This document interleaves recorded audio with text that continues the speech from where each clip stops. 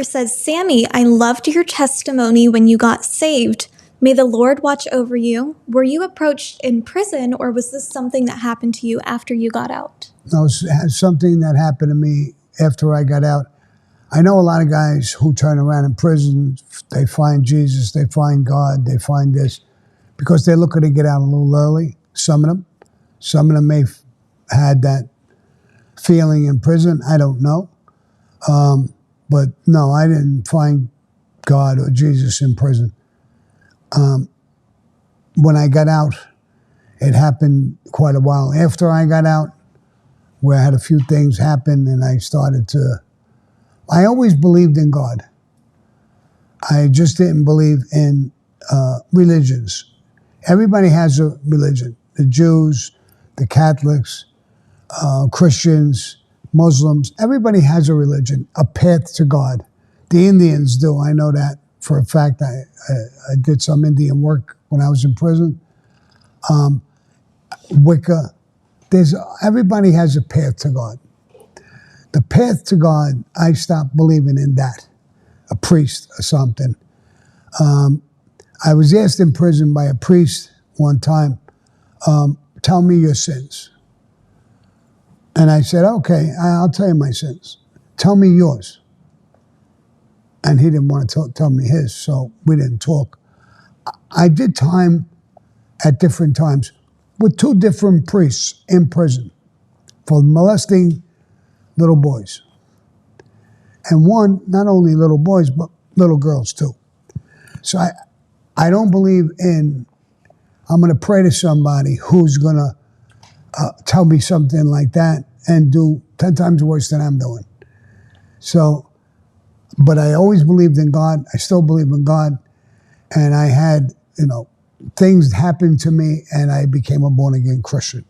Now I go to church, and I was at church yesterday, Sunday, with Megan, who works for me.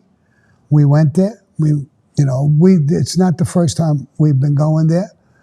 I got approached by 40, 50, 60 people minimum, shaking my hand, thanking me to come aboard and stuff like that. And I like what I'm doing, and I like the Christian faith because they seem very, very honest about what they talk about, what they say, what they do. I really do. I went, like I said, Sunday with Megan, and I heard this. This is going to sound weird, but I heard, I had no clue what that was. That was people speaking in another language to God. I never heard that. It's the first time I ever heard it. Were they speaking in tongue? They were speaking in tongue. Right, exactly. So I don't know what kind of tongue it is or what it is, but it's the first time I heard it. And I was telling Megan, she says, are you crying? I said, no. I did have tears in my eyes a little bit, I guess. I wasn't crying. But what really struck me a little weird is I first heard that noise, and I guess they stopped, but I heard that in my ears almost like a foghorn. It was foggy voice. It was, I heard it again. They weren't talking. They weren't doing it. And I'm saying to myself, how am I hearing this? They were doing something else. They weren't doing that, talking like that. And it was weird. So when I walked out with Megan, I said, what is that? I heard this almost like a megaphone or something in my ear. She said, that's tongue. That's a tongue. It's the first time I heard that, to be honest with you. And I felt, not that I was crying, but I don't know. It was such a weird feeling when she started to tell me what it was. It's like another language. It's like God talking to you. I had no idea of this. And when she told me that, I think that brought tears to my eyes. Was I being talked to by God? I don't know. I really don't know. You know, I always ask the question, because I believed in God. I was shot a few times, I saved, and I would always, when I had that virus that came around, I caught that, and I would always ask God, why do you keep saving me? Why? Is there something you want me to be? Is something you want me to do? But I never hear an answer. And that thing yesterday blew me away. There's a few other things. That's why I became a born-again Christian. And I don't know, I think I told you before on the live, I have 2 or 3 now pastors, all of them not talking to each other, talking to me, and asking me to change my name. From Sammy the Bull to Sammy the Lion. First of all, I said no. But I think about it. Why is 3 different pastors asking me the same question without even talking to one another? I'm sure they're not talking to one another. One of them right now, the guy we went to the other day, me and Megan, he's out of the country. And I don't believe in these coincidences. You know, is this God giving me answers? Is this God talking to me? Is this God? Does God want me to change my name from Sammy the Bull that I had all my life to Sammy the Lion? Why? One pastor explained it to me when I said that. He said, because when you were Salvatore, Sammy the Bull Gravano, you were a warrior for the Mafia, a made member in the Mafia, killer. And now he wants you to be a warrior for him, for God. And that's why you should change your name to Sammy the Lion. You'll be a lion for him. You're changing lives. People are sending me messages all the time. People are starting to join up because of me, because of what I said.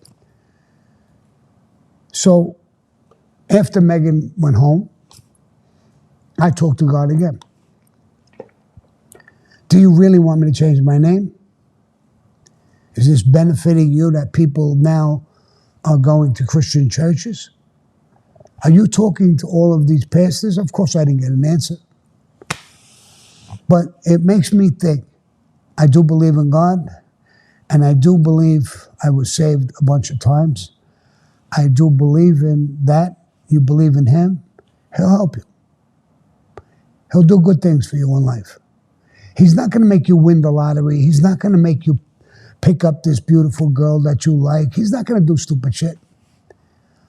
But if you're working hard and you believe in him, and you can't solve the problem, or you can't fix something, I believe he will help you fix it. I was supposed to get killed in Gargiulio's restaurant in Coney Island. A hit team waiting for me and Big Louie Valeria to walk in. I was the underboss, Big Louie was the captain. A real stupid reason came up that I didn't go there. I actually sent somebody with money and apologized. I can't make it. I got the heat on me. I don't want to bring them to the meeting. But they were waiting there to kill me. When I cooperated, I found out that at one point they were going to kill my son, which is against Mafia rules, to hurt me. It definitely would have hurt me. It would have hurt them a lot more because I would have went back. Now he got saved through Tommy Bellatti's brother, Joey Bellotti. Heard about it, grabbed this guy, Joe Watts, and said, are you trying to set Gerard up? One of his friends, I think, was going to set him up. And he backed away. No, no. And Joey Bellotti told him, one hair on that kid's fucking head is touched, I will kill you. If he's in a car accident and dies, I will kill you. If he gets sick and dies, I'll kill you. Now, I was involved in killing his brother, Tommy Bellotti. But I was also involved in saving Joey Bellotti's life. And is that God that made him go back and protect my son and save my son? Was that God who saved my son? Using Joey Bellotti? Because if I saved Joey Bellotti? I don't know. I really don't know exactly. Religion, to me, it's very confusing. I hear the stories. I never really read the Bible. Like I said, I always believed in God, but I haven't, I wasn't a church guy. I am now. And I believe in God more than ever. And I don't believe these things are coincidence. These things happen for a reason.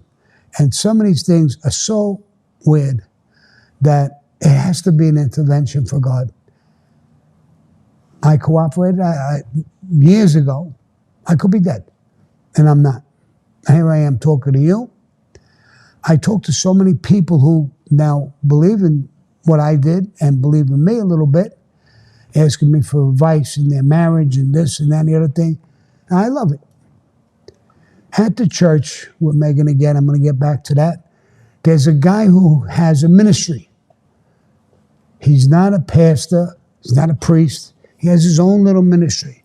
And he goes into prisons, young girls and young boys, and talks to them and tries to give them God and some advice and this and that. And he knows me now. And he came over and asked me to help him.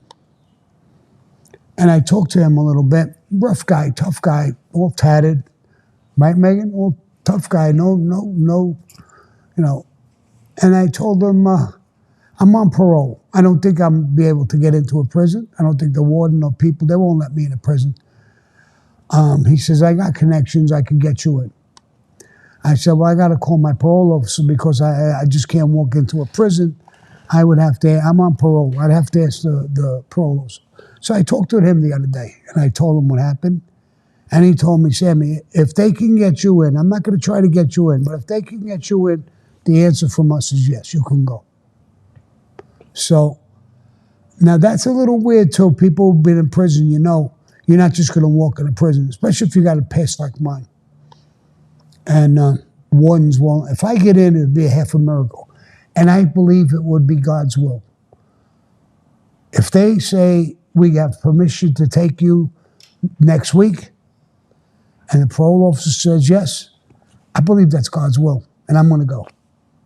And I'll talk to them and tell them what my life was like, what I went through, and that they can turn their life around. One, by following God's path, maybe becoming a born-again Christian or whatever religion you want to go. I don't care what religion you want to go into. I think religion is a road to God. There's different roads. Everybody's got a different road. Muslims, Jews, Christians, Catholics. We all have a different road. Indians, for sure. Everybody has a different belief on how to get to him, but we all believe in him. So it doesn't matter what road you're going to take, I think. It's my opinion. So that's enough about that, because now I'm going to become a minister. And I think I'm going to become a preacher? I could become a preacher. And I found out that if I was a preacher and a healer, I could marry people. Not that I'm going to marry them. I mean, I could put a guy and a wife together and legally marry them. That's really crazy. We did that once on Zoom. We married a couple. I mean, they were blown away. That was a fun one, though. Yeah, Amita's saying that was a fun one. She was here when we did that. That was fun. It was great. It was laughs and whatever. I can't even imagine, really doing that as a minister. Not a pastor or a priest, but a minister. And now I'm being called a preacher. Now I'm preaching. I'm preaching. I'm not preaching. I'm just talking, trying to help people. If that's a preacher, then I'm a preacher, too. So we'll see what happens. All right, guys. Next question, if there's any questions or you want to kick me off. What? Nope. Well, first of all, to those of you that answered the questions, Kenneth Sponberg and Mike B., you guys are the winners of that first question. The answer was Cream Ridge, New Jersey. So that's that. I will ask the second question right now, and then I'm going to go to Sammy with some more super chats and questions from you guys. The second question is, what month and year was Sammy released from prison? What month and year was Sammy released from prison? You ready for your next question, Sammy? Yeah. Sarah K., this is going back to Hoffa. Sarah K. said, do you think they will ever find Hoffa's body? By now, no, I really don't think so. I mean, your body deteriorates from the minute your heart and everything stops. So, no, I don't think so. And I think whoever's involved is probably dead and gone. So if nobody cooperated, nobody pinpointed it, and if somebody would have, they would have dug it up or whatever. So no, I don't think they'll ever find it. Okay. And then to piggyback on that, Just Boz wants to know, is it true Hoffa didn't like Italians, or was it maybe just Cosa Nostra? I think he liked Italians. I think he liked Cosa Nostra. I told the story a little earlier. He wanted to control his union. If he didn't like Italians and he didn't like Cosa Nostra, he would have never hooked up with them right in the beginning. First of all, he would have never been able to create and do unions without the Mafia's help. So whether he personally liked them, if somebody knew him and said, no, he really didn't, I wouldn't know. Maybe he didn't. I don't know. Maybe he faked it. But it didn't look like he didn't like Italians. He's still with them. He's close with them. They work together. So I don't know. Okay. Can I say something about the giveaway? About what? The giveaway, the magazine, whoever wins answers the questions correctly? Yep. Wait, hold on a second. Gerard has something to say. I just want to say about the giveaway, the magazine, the personalized signed magazine. So when you pick the winners, they also have to be following on Instagram. So when you look at the names, we'll check on Instagram, make sure they're following. If they're following, then we'll mail it out. So whoever isn't following on Instagram, go over there and hit the follow button. Thank you, Gerard.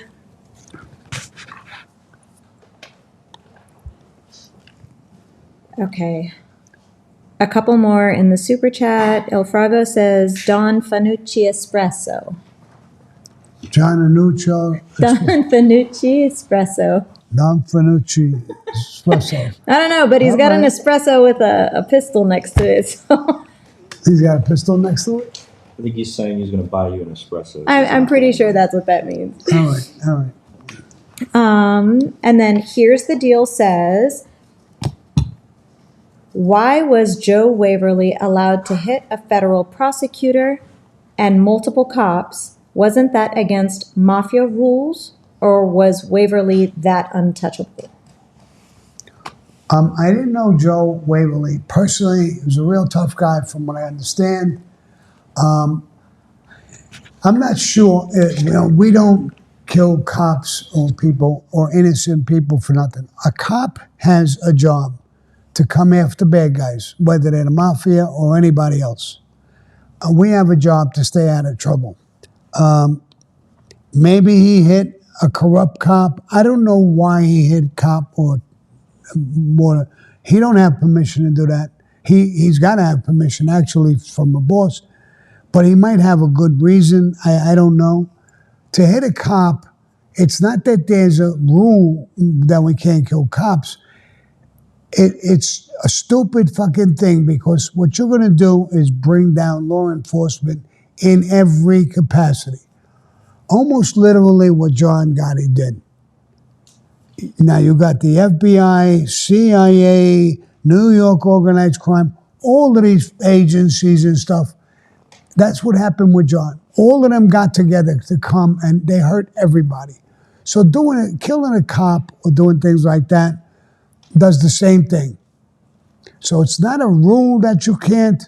When we went on the Castellano hit, if cops caught us in the middle, I'm not going to just surrender. We don't surrender. We would have killed them. We would have fought back. But we're not going there intentionally to kill a cop. We're trying to stay away from killing anybody who's not the person to be killed. Now, if somebody interferes with it, nobody's going to blame you for shooting them. Now, if a cop pulled a gun and was coming and this and that, and I shot him before he shot me, nobody's going to blame me. Nobody's going to be mad at me. But we don't intentionally go out and shoot a cop or have a beef with cops. When I was young, I got arrested for assault on an officer. I punched him in the fucking face. But I didn't kill him. And if I didn't punch him, he would have punched me. And nobody got mad that I punched him. So there's not a rule about that. I hear that said a lot. I've never heard that is you can't kill a cop. You can't go out and kill a cop for some dumbass fucking reason or for no reason. No, we don't want that. But we also don't want you to go out. I'll give you another example of that. I was in jail with a guy, Spanish guy. He robbed a bodega. And he was in jail and he was going to get life without parole. He went in, he stuck up the guy. He asked the guy for the money. The guy was scared. He opened up the cash register, gave him all the money, and then he shot the guy and killed him. So while we were in prison, I said, why did you shoot him? He gave you the money. He gave you what you went for. Why'd you shoot him? He said, well, he would have probably been a witness against me. I said, that's why they make masks. If you're going to go in there to rob them, wear a mask, rob them, and get the fuck out. No, you're a dumb bastard. You wanted the money, and you went in to shoot him. And now you're busted. Now you're going to stay in prison for the rest of your life. You get away from me. You're a fucking dummy. But, I mean, these are things are just common sense. Why shoot the guy? He gave you the money. You're worried about how you look? Wear a mask. Wear a stocking over your face. Do something. But, so, and that's not a mafia rule, but it's just common sense. Why shoot the guy? You went there to rob him, not to kill him. Now you got everything. Robbery, murder, everything you got. So these are just common sense rules. Now, if you were in the mafia, he was a Spanish guy. I would think, let's get this guy away from us. He's nuts.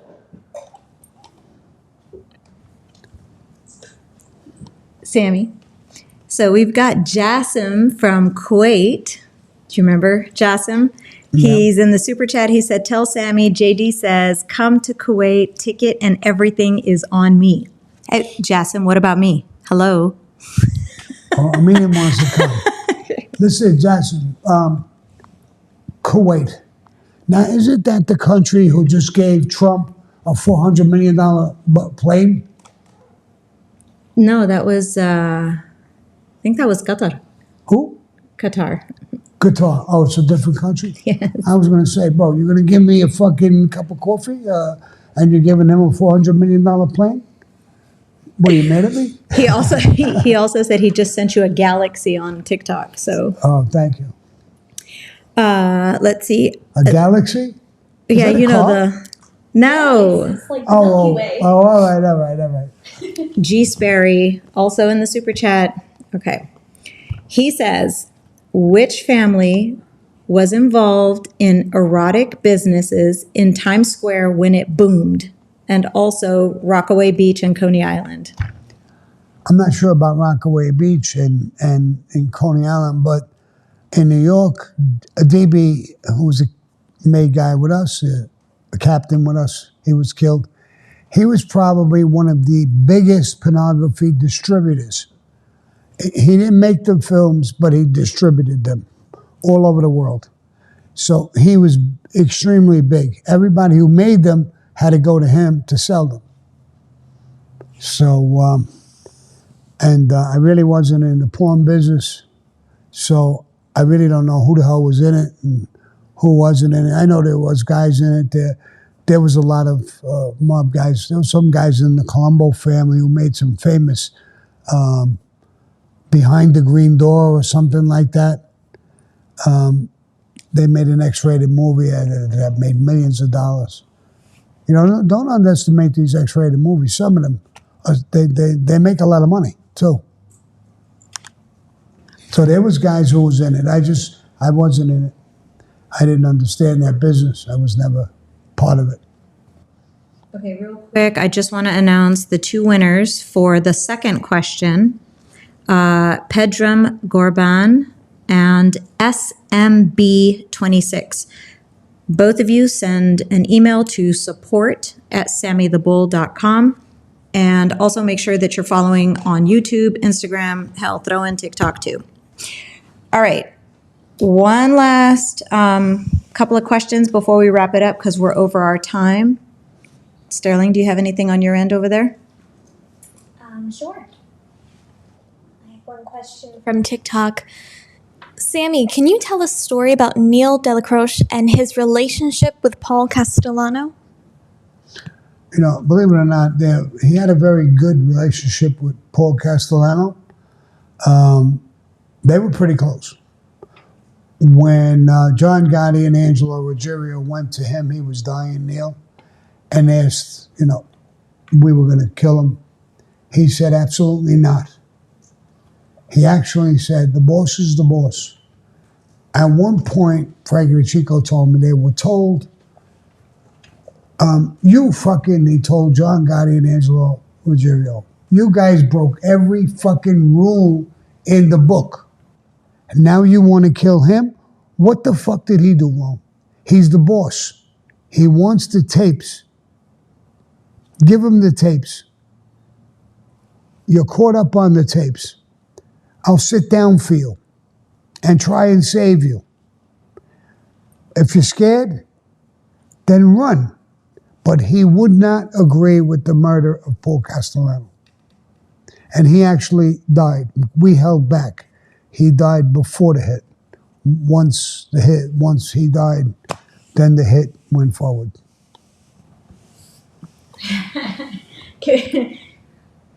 G. Sperry says, I meant would Sammy prefer Rockaway or Coney Beach? Coney Beach. What? I don't know. He just came back with, I meant would Sammy prefer Rockaway or Coney Beach? Oh, would I prefer? Yeah. Coney Island and probably. Listen, when I was a kid, I always went to Coney Island. Coney Island was the best. Great beaches. There was a place when you came out of Raven Hall Pool. It was under the boardwalk. It was a stand there. You could buy beer and drink, and there was all kinds of girls and guys hanging out. And they were always playing that song Under the Boardwalk, and they called it the Bop House, Under the Boardwalk. And I like Coney Island. It was rides and different things all over the place. I always went there with my little girlfriends or whatever, and we had a ball. Nathan's hot dog stand. Coney Island was the best. I preferred Coney Island. Okay, last one before we wrap it up, guys. El Frago says, Salut, Zusami. Was Mr. Castellano, oh my God, was Mr. Castellano armed? Yeah, no, he wasn't armed. Tommy Bellotti wasn't armed. They found him with no weapons. It wouldn't have mattered anyway. He didn't have a chance. Either one of them didn't have a chance. If they had a gun on them, it wouldn't have mattered. But they didn't have no weapons at all.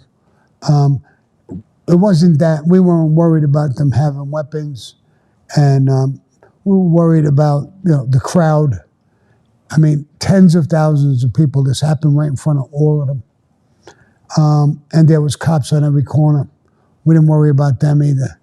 We hit and ran, and it worked. Okay, guys, that was our week. This week, our Monday Live. Adios, motherfuckers.